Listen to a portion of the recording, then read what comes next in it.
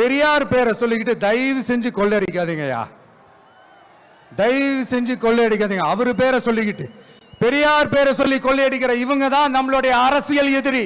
மக்களை நீங்க சொல்லுங்க, நம்மளுடைய அரசியல் எதிரி யாரு? நம்மளுடைய கொள்கை எதிரி யாரு? ரிப்பீட், நம்மளுடைய அரசியல் எதிரி யாரு? நம்மளுடைய கொள்கை எதிரி யாரு? உங்களுக்கு புரியுது இல்ல? எனக்கு அது போதும்யா, எனக்கு வேற எதுவுமே தேவையில்லை. உங்களுக்கு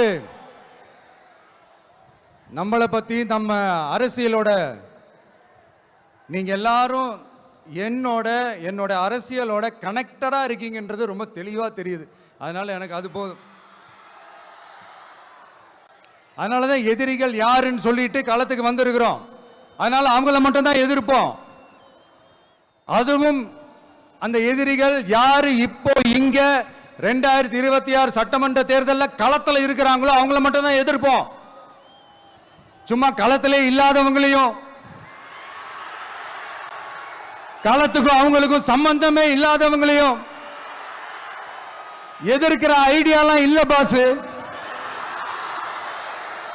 நீங்க கேட்கிறீங்கன்றதுக்காக எதிர்த்துட்டு இருக்க முடியாது பாஸ். எங்களுக்கு நிறைய வேலை இருக்குது.